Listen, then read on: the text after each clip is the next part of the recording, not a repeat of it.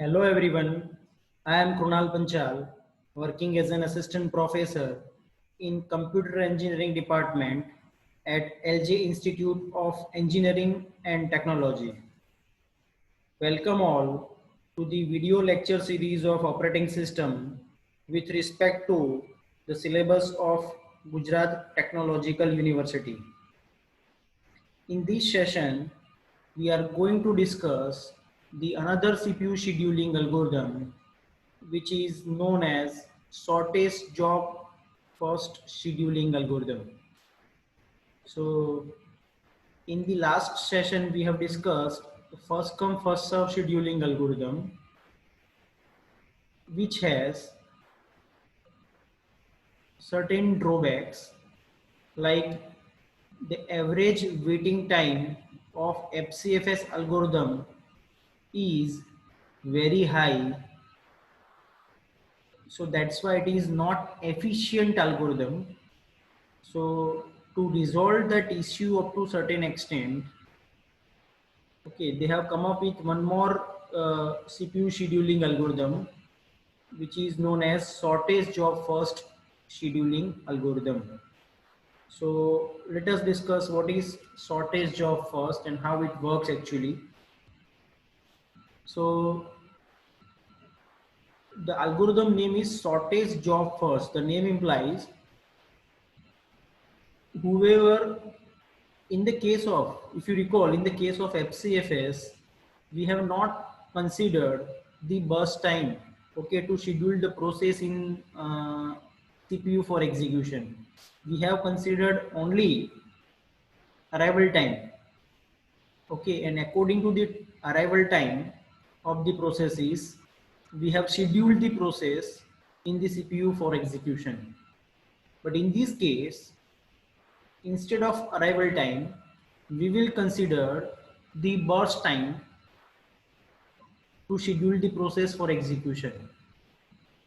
So whoever have the shortest burst time or shortest running time, that process will be picked from the ready queue and scheduled for execution.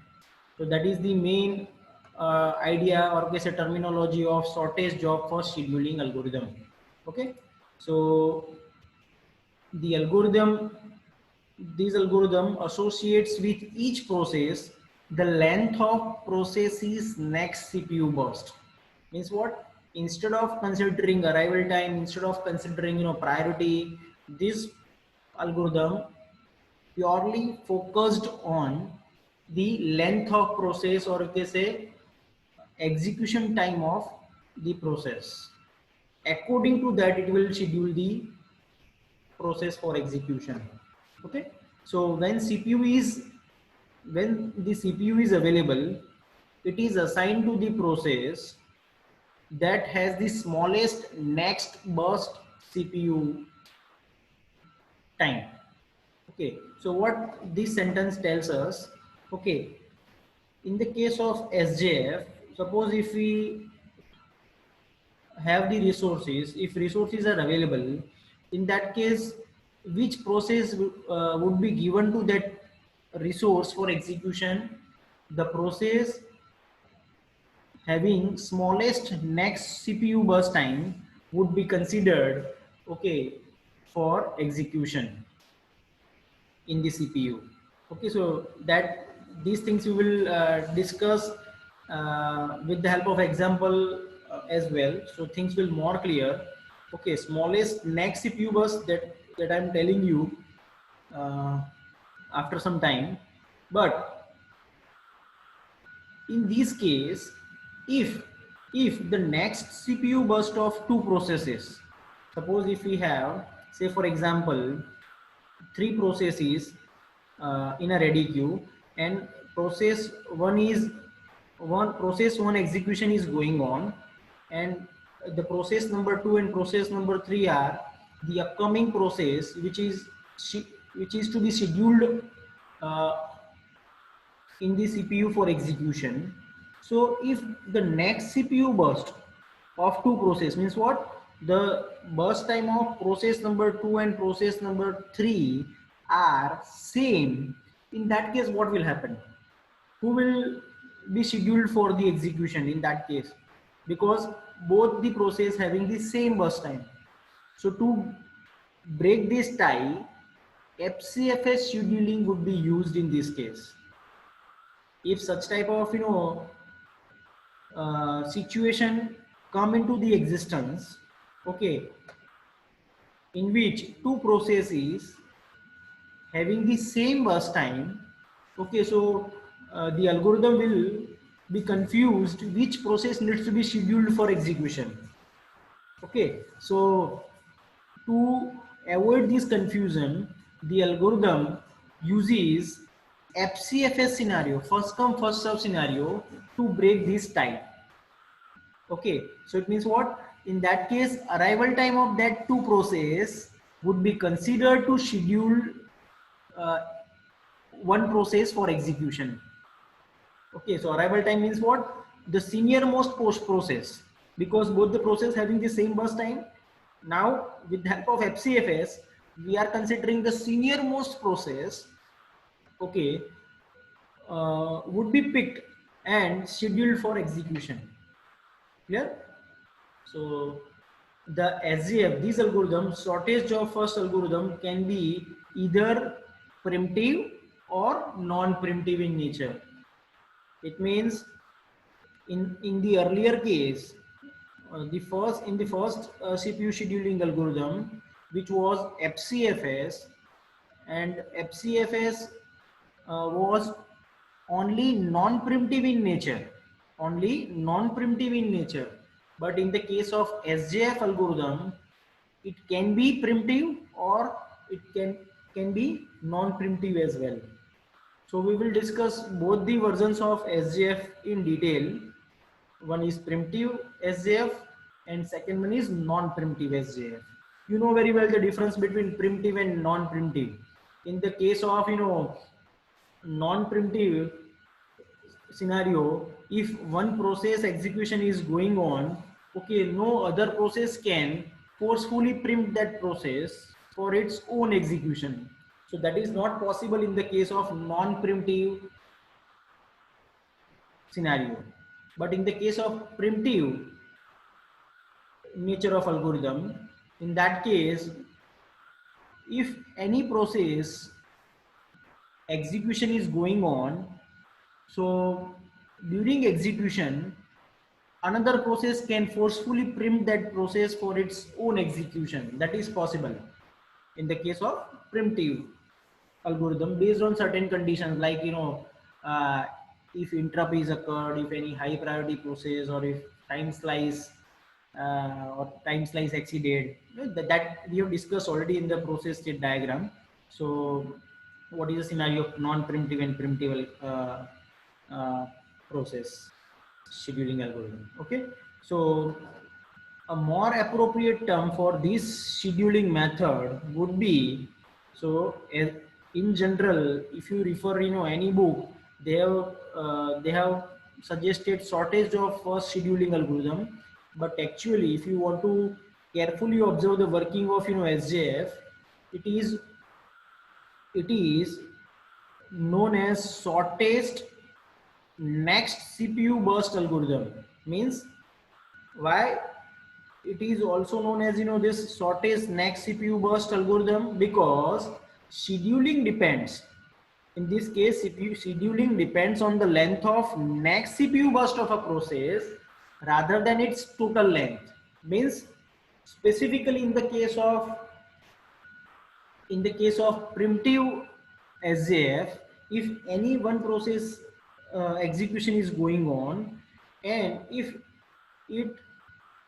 if that process is context switched, okay, and after some time, if that process is again scheduled for execution, okay, or is ready for execution, in that case, uh, whether that process would be scheduled for execution or some other process from the ready queue would be scheduled for execution, that is depends on the remaining burst time of the already executed process. If that process execution time is less than the available processes in ready queue, in that case it will be scheduled for execution. Otherwise that process has to wait for certain period of time until it turns would be there. Okay, so that's why not total bus time would be considered, but remaining bus time would be considered, okay, for the next. If process, say for example, suppose if process is one process is already in execution mode, and during execution if that process requires some IO devices, so that process has to go to a waiting state. Okay, and once the IO operation is finished, okay, again that process needs to be shifted from waiting state to a ready state, or say ready queue. Okay, so while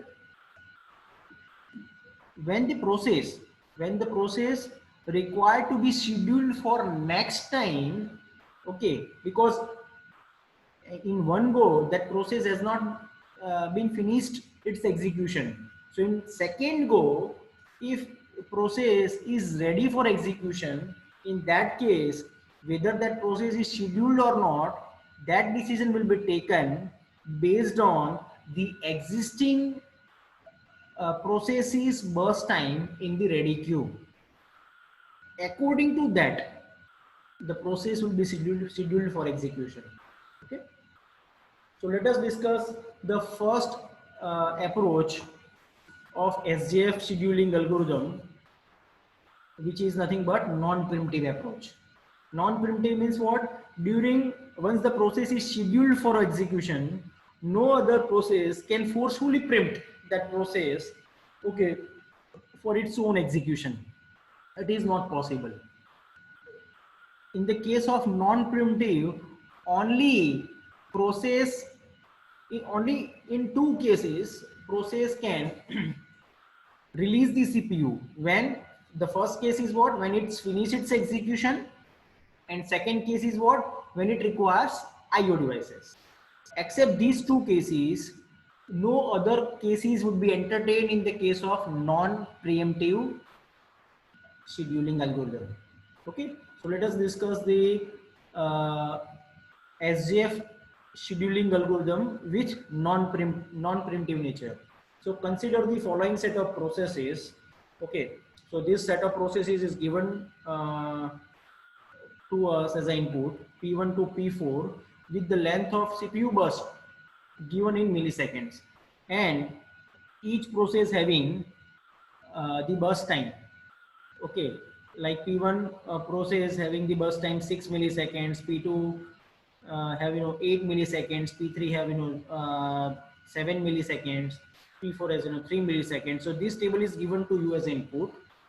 Okay, and we assume that all the processes, because arrival time is not given in this table, so that's why we assume that all the processes are arrived at the same time.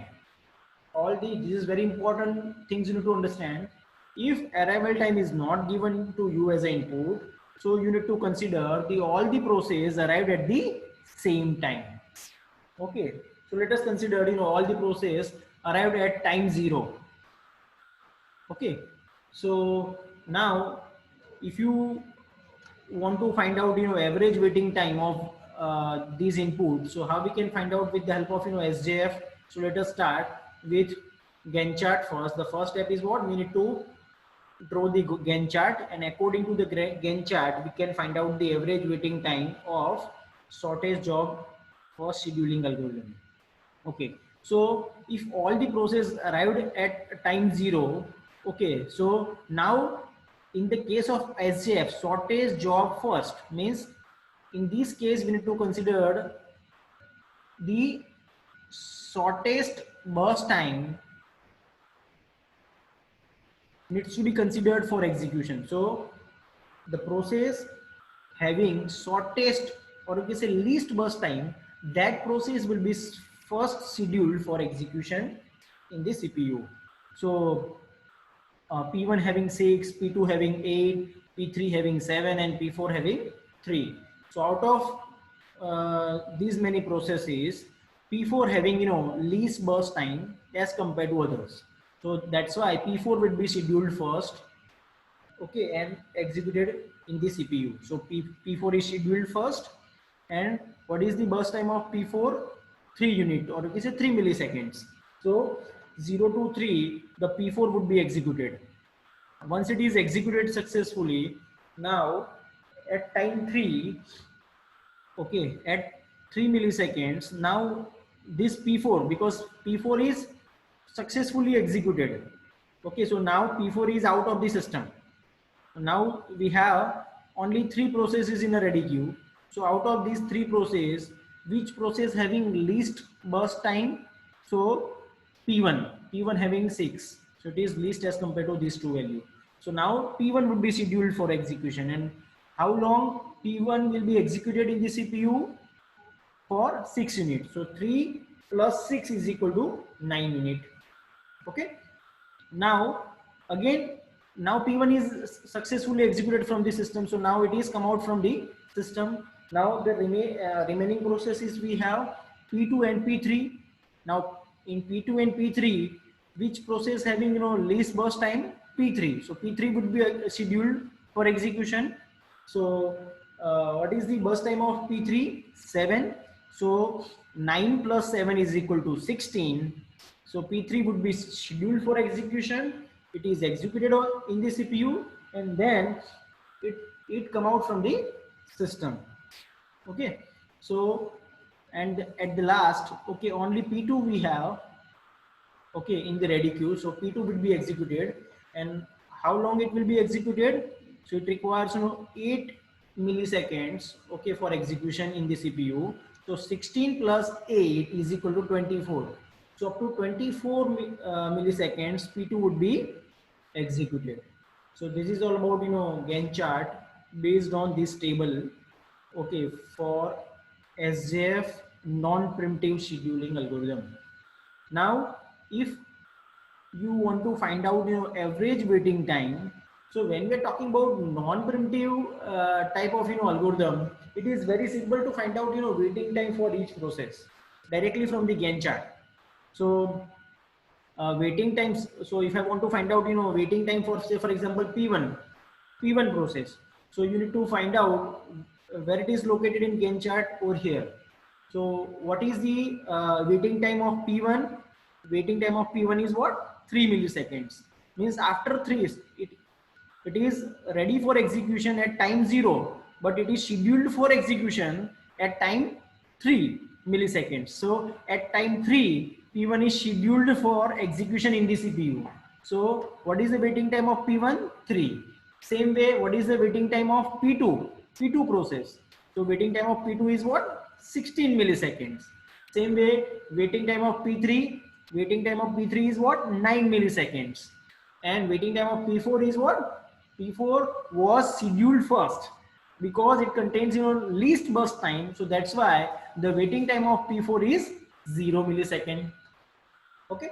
Now, if I want to find out the average waiting time, okay, so I can easily find it out because I have the waiting time for individual process, 3 milliseconds, 16 milliseconds, 9 milliseconds, and 0 milliseconds respectively.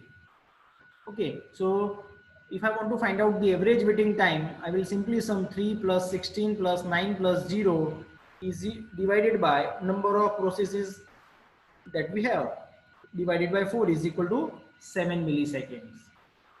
Okay, so this is the average waiting time for SJF CPU scheduling algorithm when we are talking about non-preemptive scenario. Okay, so by comparison, if we were using the FCFS scheduling algorithm, if you compare this output of average waiting time for SJF, if you compare this output with FCFS scheduling algorithm, and if you consider the same input, okay, so in that case the average waiting time would be 10.25 milliseconds when we had FCFS in terms of SJF. So I'm not going to show how to calculate the average waiting time with the help of FCFS, because we have already discussed in the last session, okay, how we can deal with FCFS and how we can find out average waiting time with by using FCFS algorithm. So you can calculate, okay, by yourself by having this same set of input. If you consider the FCFS scenario, the average waiting time would be 10.25, but in this case we are getting less average waiting time as compared to FCFS, which is 7 milliseconds. So that's why it performed better as compared to FCFS in terms of average waiting time. So this algorithm works better than the FCFS algorithm. Okay, so this is all about SJF non-preemptive scheduling algorithm. In the next session, we will discuss SJF preemptive type of algorithm. Okay, which is very important to understand. Okay, so I hope it is clear to you. Thanks for watching this video.